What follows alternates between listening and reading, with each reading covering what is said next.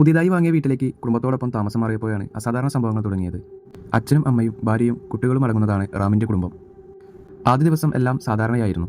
പക്ഷേ അർദ്ധരാത്രിയിൽ റാം ഒരു വിചിത്ര ശബ്ദം കേട്ടു. ഒരാൾ മന്ദഹസിച്ചു ചിരിക്കുന്ന ശബ്ദം. ആദ്യം അത് കാറ്റിൻ്റെ ശബ്ദമാണെന്ന് കരുതി അവൻ അക്ഷരാർത്ഥത്തിൽ അവഗണിച്ചു. പക്ഷേ രണ്ടാമത്തെ രാത്രിയും അതേ ശബ്ദം വീണ്ടും കേട്ടു. തനിക്ക് മാത്രമാണോ കേൾക്കുന്നതെന്ന് അറിയാൻ ഭാര്യയെ ഉണർത്തി. അവളും അതേ ശബ്ദം കേട്ടു. ശബ്ദം വീടിൻ്റെ പുറകിലെ ഒരു അടച്ചിട്ട മുറിയിൽ നിന്നാണ് വരുന്നത്. രാവിലെ റാം ആ മുറിയുടെ വാതിൽ തുറക്കാൻ ശ്രമിച്ചു.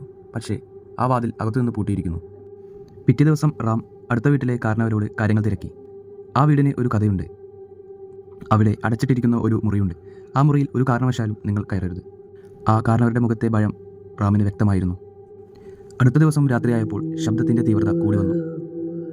റാമിൻ്റെ കുഞ്ഞ് ഭയന്ന് ഉണർന്നു. ഒടുവിൽ റാം ആ മുറിയുടെ താക്കോൽ ദ്വാരത്തിലൂടെ അകത്തേക്ക് നോക്കി. അകത്തെ കാഴ്ച കണ്ടപ്പോൾ റാമിൻ്റെ മേലാശകലം വിറച്ചു. ആ മുറിയിൽ ഒരാൾ ഇരിക്കുകയായിരുന്നു. നീല വസ്ത്രത്തിൽ നീണ്ട മുടിയോട് കൂടിയ ഒരു സ്ത്രീ. അവൾ പെട്ടെന്ന് റാമിന് നേരെ നോക്കി.